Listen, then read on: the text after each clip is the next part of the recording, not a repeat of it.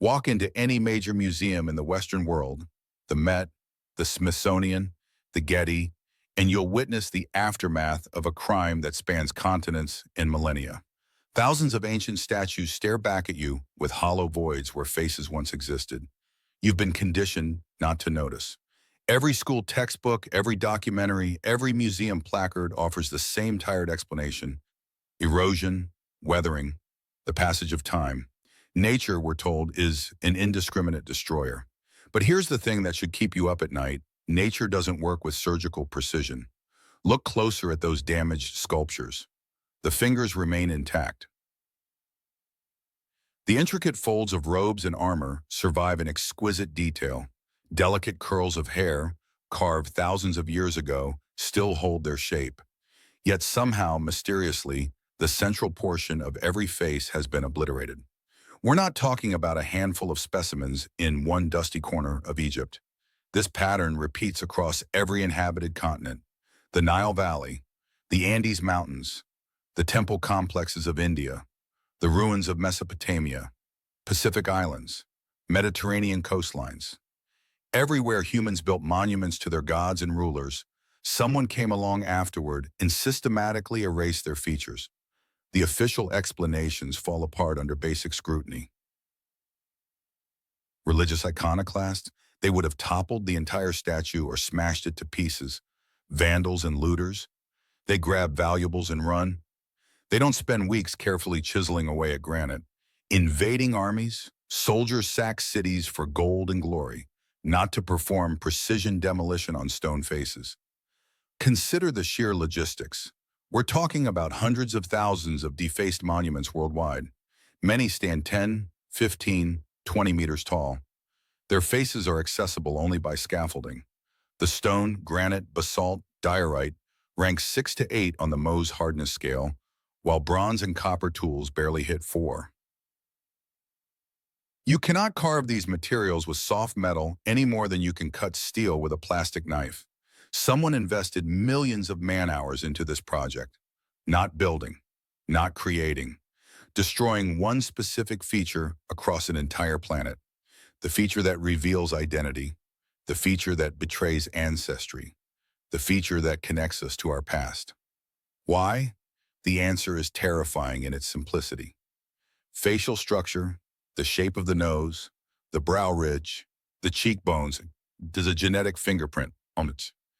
One glance at an intact face tells you everything about the subject's origins. And someone decided long ago that you should never have that information. This wasn't erosion. This wasn't random violence. This was a coordinated operation to sever humanity's connection to its own history.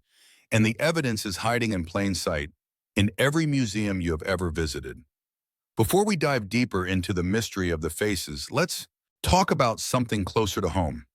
Something that might shake your understanding of American history itself.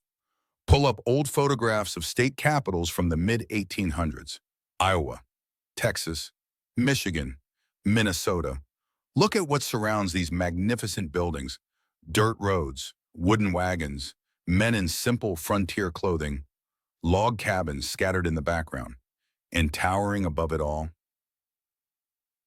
massive neoclassical structures with soaring domes, marble colonnades, intricate sculptural programs, and architectural details that would challenge modern engineering firms. The official story asks us to believe that pioneers, people who had barely finished building wooden shacks for shelter, who were still fighting for survival on untamed land, somehow found time to construct Roman palaces as their first order of business. Where were the brick factories, the marble quarries, the rail lines to transport thousands of tons of cut stone, the skilled craftsmen trained in classical architecture? None of this infrastructure existed. Yet the buildings stood there, often requiring repairs, looking ancient rather than newly constructed. Here's an alternative reading of the evidence. What if the settlement of America wasn't the discovery of empty wilderness, but the repopulation of abandoned cities? Walk through the historic center of any old American city, or Prague, St. Petersburg, Chicago, and you'll notice something peculiar. Windows that disappear into the ground. First floors buried under several feet of earth. Historians call this cultural accumulation, centuries of garbage and debris piling up. But think about it. Regular urban waste doesn't distribute itself evenly across entire continents to a depth of 3 or 4 meters. Trash accumulates in specific spots. It creates mounds and depressions. What we see looks more like the aftermath of a massive flood, a deluge of mud that buried the lower levels of an existing civilization. And after the waters receded, new inhabitants moved in. They found ready-made cities filled with monuments they couldn't understand, let alone replicate. Statues depicting the original builders, beings whose faces told a story the new occupants couldn't allow to be told. The demographic anomalies of 19th century America add another layer. The famous orphan trains transported hundreds of thousands of children from the East Coast to the West between 1854 and 1929. Children without documentation, without records of parents, without any verifiable origin. Where did this army of orphans come from? Where were all the adults? Some researchers propose a disturbing hypothesis. Modern humanity might be the product of a repopulation program following a planetary catastrophe. Children gathered from among survivors, their memories of the old world erased, new histories implanted, settled into damaged but functional cities. Given primitive technologies, coal and shovels, while surrounded by buildings designed for entirely different energy sources, look at the fireplaces in old mansions. They're enormous. A grown man can walk inside without ducking. We're told they were for burning wood, but many lack functional chimneys, or their flues are clearly decorative. Engineers studying alternative history suggest these were power generation units, working in concert with the domes and spires that crown these buildings. When new occupants took over, they didn't understand the technology. They converted generators into wood-burning stoves. They transformed temples of science into houses of worship. And the statues of engineers and scientists holding devices we now mistake for scepters and orbs, they defaced, turning technical instruction manuals into objects of blind veneration. Let's get technical for a moment, because this is where the official narrative completely falls apart. Open any geology textbook and find the Mohs scale of mineral hardness. This simple tool demolishes mainstream explanations more effectively than any conspiracy theory ever could. Bronze and copper, the only materials historians permit ancient craftsmen to use, register at 3 to 4 on the scale. Granite, diorite, and basalt, the stones from which the most magnificent monuments were carved, sit between 6 and 8. Trying to shape hard stone with soft metal is like attempting to saw through rebar with a cardboard ruler. The tool disintegrates within minutes while the stone remains untouched. Yet we're asked to believe that hordes of barbarians with primitive weapons successfully mutilated the colossi of Memnon, the statues of Ramesses, and tens of thousands of other sculptures across the ancient world. Fine, let's accept that premise for a moment, but then explain the nature of the damage. Many chips on Egyptian monuments display remarkably clean edges. The surfaces in destruction zones often bear traces of mechanical processing, as if someone didn't chip away at the stone with a chisel, but sliced through it with an industrial milling machine. You cannot leave such marks with any hand tool, no matter how hard the striking implement. Consider the positioning of these statues. The colossi at Luxor and Karnak rise 30 to 50 feet into the air. Their faces sit at heights inaccessible without elaborate scaffolding. To reach the nose of such a giant, you'd need to construct a complex framework of wooden platforms, haul heavy equipment to the top, and spend days, perhaps weeks, performing the demolition. Picture the scene. An invading army storms a city intent on plunder and slaughter. Instead of grabbing gold and jewels, the soldiers pause, erect scaffolding, climb up with hammers, and spend hours carefully removing noses from stone idols. That's not how looters behave. That's not even how religious fanatics behave. That's how contractors executing a government work order behave. There's a phenomenon academics prefer not to discuss: monument usurpation. The most famous example is Ramesses II. His cartouches appear on thousands of structures throughout Egypt. But detailed analysis reveals that in many cases, his name was carved over older, more refined inscriptions, crudely, crookedly, obviously in haste. Even more telling is the disproportion between statue bodies and heads. Many sculptures attributed to Ramesses feature powerful torsos crowned by disproportionately small heads. The reason is straightforward. The original statue depicted someone else entirely. New rulers ordered stonemasons to grind down the original face and carve different features into what remained. Hence the strange proportions. The head shrank along with the removed material. Where reworking risked destroying the entire structure, they simply smashed the faces. Better a faceless colossus than a monument to an unknown predecessor whose features might reveal uncomfortable truths. This practice explains the geography of damage. The most heavily defaced statues are those carved from the hardest stone, displaying the highest quality of craftsmanship. They pose the greatest threat to history's rewriters. Their faces carried information capable of demolishing the official picture of the past.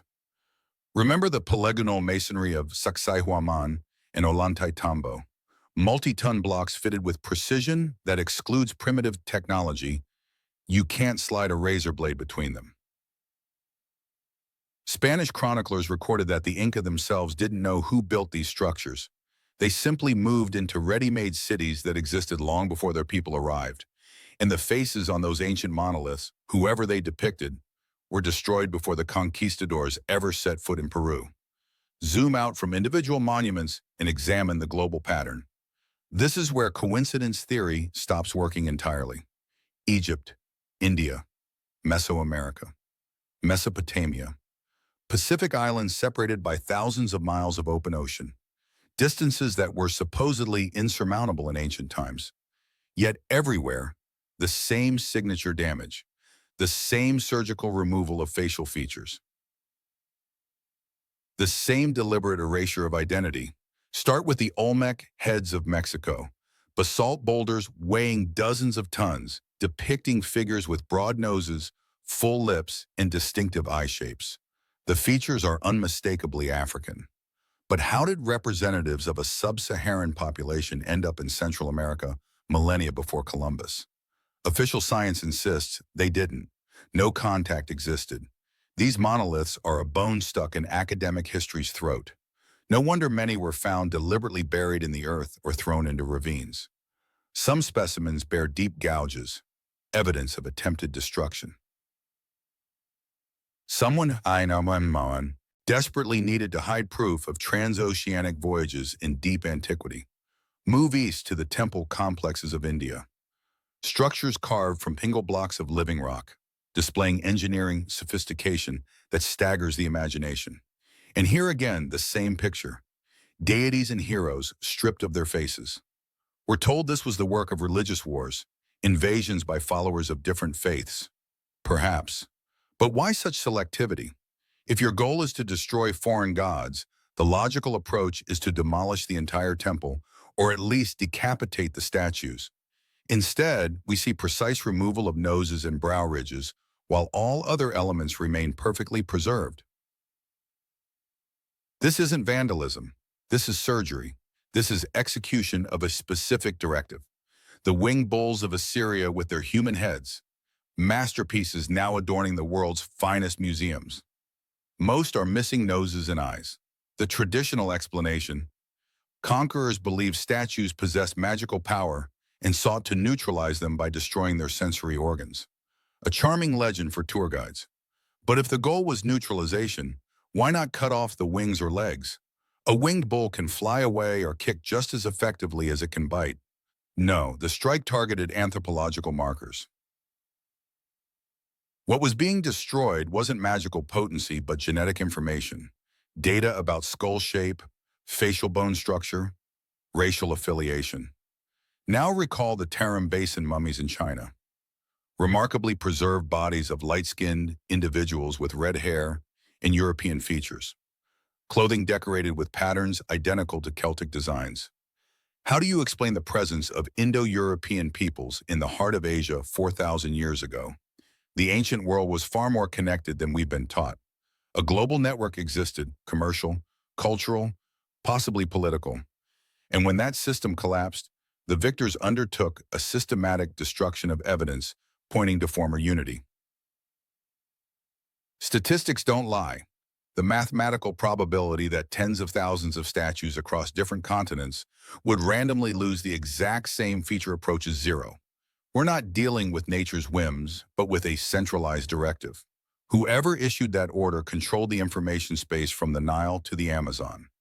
Either this was a single empire we know nothing about, or it was coordination between various powers pursuing a common goal, severing people's connections to their authentic past. Divide and conquer, a principle that works in history just as well as in politics. By depersonalizing the past, the manipulators isolated nations from one another. Each was taught that their ancestors always lived in local isolation, never having contact with distant lands. That makes populations easier to control. Consider another angle. What if so-called antiquity wasn't thousands of years ago, but much closer to our time? What if the global catastrophe that destroyed the old order occurred only 200 or 300 years ago? And those who seized power afterward discovered ready-made cities filled with monuments to their predecessors. Those statues gazed at the new masters with silent reproach. Their faces betrayed truths that couldn't be permitted in new textbooks. And so began the Great Erasure, a coordinated operation to strip identity from every continent simultaneously. Stand in front of a mirror, then compare your reflection to the proportions of classical sculptures. Even the defaced ones tell a story about bodies radically different from modern humans. Chest width, muscular structure, limb-to-torso ratios. Everything points to beings who surpassed us physically. We've been trained to believe in linear progress, from primitive to sophisticated, from weak to strong, from ignorant to intelligent. But the physical evidence screams the opposite. We are a declining branch, 70 years of life, half spent battling illness. Bodies that can't handle serious physical stress without risking injury. Spines that deteriorate, joints that fail, organs that malfunction. Those whose features were being smashed with hammers and chisels likely lived for centuries. Their bodies were calibrated for different conditions, different atmospheric pressure, different air composition, perhaps different gravity. By destroying their faces, the invaders weren't just hiding racial identity, they were eliminating a benchmark against which future generations might measure themselves. Imagine a kennel breeding toy dogs. To prevent the miniature breeds from feeling inadequate, the breeders remove all images of wolves, their powerful free ancestors. We are those toy dogs in a planetary enclosure. We were bred down, reduced in size, stripped of genetic potential, blocked from abilities that were once standard. The statues are accidental reminders of what we were before the selective breeding, before the reset. That's precisely why they had to be depersonalized. A face is the mirror of consciousness. By destroying it, the planet's wardens performed a symbolic lobotomy on all humanity. A faceless God is a terrifying God. You cannot look into its eyes. You cannot establish connection. You can only submit. Imagine looking at a statue and recognizing your grandfather's features, realizing you're a direct descendant of those titans whose creations surround you. What would you feel? Pride, a sense of inheritance, a desire to reclaim what belongs to you. But gazing at a faceless chunk of stone, you feel only cold detachment. These ruins have nothing to do with you. You're a servant of God, not a child of God's. Feel the difference? A servant has no claim to the master's property. An heir does. To strip us of our planetary inheritance, they picked up the hammers. Travel accounts from past centuries describe statues with unusual physiological features. Elongated skulls, strange ear structures, unfamiliar proportions of facial bones. Where are those sculptures now? Some underwent restoration, alteration beyond recognition. Some are locked in storage vaults inaccessible even to tenured professors.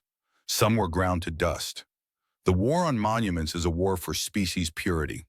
Someone stubbornly maintains the illusion that humans are the only intelligent life form ever to inhabit Earth. Chimeras, centaurs, beings with the heads of birds and beasts. We dismiss these as mythology. But what if they're echoes of ancient genetic engineering? What if the planet once hosted dozens of intelligent species coexisting together? And the force that seized power after the catastrophe practiced a doctrine of unification. All species were eliminated except one, the most manageable. And the faces of statues depicting other beings received especially thorough erasure. We were forbidden to know about our planetary neighbors.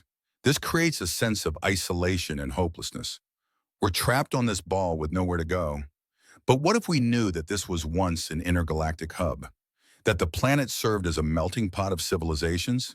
We'd start looking for exits, searching for transportation technology instead of better ways to burn hydrocarbons, seeking connections instead of building walls. The smashed faces are a seal on a lock, a seal preventing us from even imagining that alternatives to the current order ever existed, that there were other paths of development, other forms of existence, other possibilities. The scale of ancient falsification is staggering. But if you think the operation is complete, you're dangerously naive. The war on the past is happening right now, in real time, on your screens. Notice a pattern. Every military conflict in the Middle East over the past few decades has resulted in museum devastation. Baghdad, Cairo, Palmyra, ancient artifact repositories are looted or demolished. We're told this is the work of looters and religious extremists. But who benefits from destroying old stones? It's not about material value. Those storage vaults held artifacts that escaped 19th century censorship. Objects with intact faces. Items demonstrating connections that officially shouldn't exist. They had to be seized or destroyed before independent researchers with cameras and internet access could document the evidence. We watched Palmyra's destruction and called it barbarism.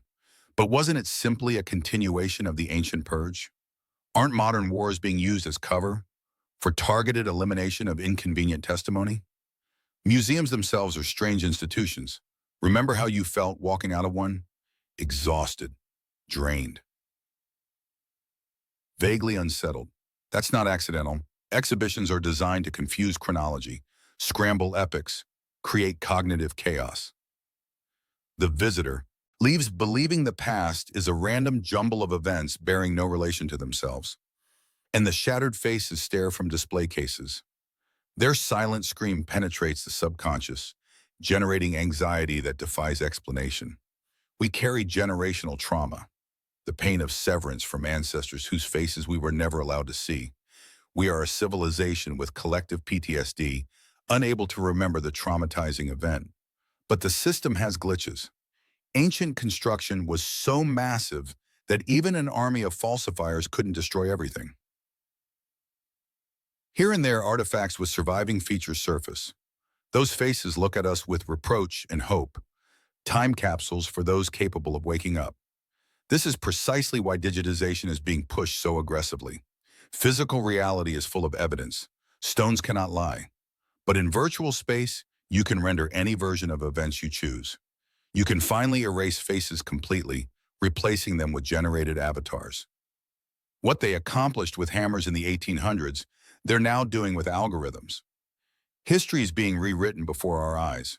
Neural networks are learning to reconstruct ancient faces, but who controls the output? Who guarantees we'll see truth rather than another convenient version for those in power? We stand at the threshold of a new phase of erasure. We risk losing our faces in the digital sense. Biometrics, recognition systems, total surveillance. Each of us is becoming a data set, easily edited and deleted. The parallels to antiquity are obvious. Then they smash statue noses to sever connection with the past. Today, they create digital profiles to control the future. Methods evolve. The goal remains constant: strip humanity of memory of its own greatness. Every war of recent decades has been accompanied by cultural heritage destruction. This is not coincidence. This is strategy. Chaos and demolition provide perfect cover for surgical operations to extract inconvenient evidence. Consider the destruction of the Buddhists of Bamiyan. Giant statues dynamited in 2001, broadcast worldwide, presented as religious extremism. But those monuments had survived for 15 centuries under various rulers. Why destroy them precisely when global communication technology allowed anyone to photograph and analyze them? The timing was not accidental. That you're reading this text means one thing: the system is imperfect. Information leaks through filters. People ask questions. Stones continue to hold testimony that cannot be completely erased. The anger you're feeling is the correct response. This is genetic memory awakening, recognition that you've been robbed, stripped of inheritance, made to believe your roots are insignificant. Remember how you felt leaving your last museum visit. That exhaustion, that emptiness. It wasn't just tired feet. Exhibitions are engineered to generate cognitive static, mixed timelines, shuffled eras, fragmentary explanations. You exit convinced that history is chaos, irrelevant to your life. Meanwhile, broken faces watch from behind glass. Their voiceless cry seeps into your subconscious, spawning unease you can't quite name. We carry wounds across generations, the ache of disconnection from ancestors whose features we were forbidden to recognize. Official history crumbles at the first touch of logic. Contradictions bulge from every crack in the constructed edifice. Light-skinned mummies in the heart of Asia, African features on Mexican monuments, European architecture in regions that had neither building schools nor construction materials. The ancient world was unified. It was inhabited by a civilization whose power we're only beginning to grasp. But someone influential hit the reset button. Someone decided humanity must forget its real parents and accept assigned guardians. The theory of cyclical catastrophes frames this as a harvesting mechanism. Civilization develops to a certain level, reaches its peak, and then the reset process activates. Cities empty. A new population is settled into the ruins. They're issued scraps of knowledge, rewritten books, and a religion of obedience. The stones remain. And to prevent the new batch of inhabitants from guessing about their predecessors, traces are meticulously cleaned. The smashed faces are a seal of silence, a censor signature on the planet's chronicle. But stones know how to wait. They're more patient than any tyrant. Chips and fractures tell their own story to those willing to listen. The character of damage reveals the tools. The geometry of destruction points to systematic action. Statistics exclude coincidence. You were lied to about your origins. You were persuaded that your ancestors chased mammoths with sticks, while they were actually constructing structures beyond modern technological capability. You were robbed of the memory of greatness, and that robbery continues. Understanding is the first step toward liberation. You are not obligated to believe textbooks written by victors. You have the right to ask questions that have no comfortable answers. You're capable of seeing what was hidden from your eyes for centuries. Every faceless monument is an invitation to investigate. Every chipped note is a reminder of an unsolved crime. Every museum hall is a crime scene disguised as a temple of culture. Look closely at the stones. They've been waiting for you. They preserve testimony for the generation that would finally dare to ask, who are we really? Where did we come from? And why are we so carefully kept in ignorance? The answers hide in plain sight, in the smashed faces of those declared gods, in the body proportions that betray reworking, in the tool marks impossible for official chronology, in the buried floors of cities whose age doesn't fit the textbooks. We live in an era when technology allows anyone to become an investigator. Satellite imagery reveals structures hidden from ground-level observation for centuries. The internet connects truth seekers worldwide. Material analysis becomes more accessible every year. Maintaining lies constructed over centuries grows harder by the day. The system is cracking. Artifacts that don't fit the official picture keep surfacing. More people ask uncomfortable questions, and the louder those questions sound, the more obvious it becomes we've been deceived. Your next museum visit could mark the beginning of an investigation. Don't look at the plaques, victors wrote those. Look at the stone. At the tool marks, at the nature of the damage. Stones cannot lie. They've waited millennia for you. Truth seeps through any barrier. Stones are patient. Time works for reality. And you are part of the generation finally asking the right questions. Don't accept conclusions made for you. Research for yourself. Compare. Analyze. Every time you see a faceless statue, then ask yourself, what were they hiding when they destroyed those features? And why was it so important that we never learn the answer? Knowledge is the first step toward reclaiming what was lost. Memory is the key to freedom, and truth is a weapon against which no hammer prevails. The stones are waiting for those ready to hear their story.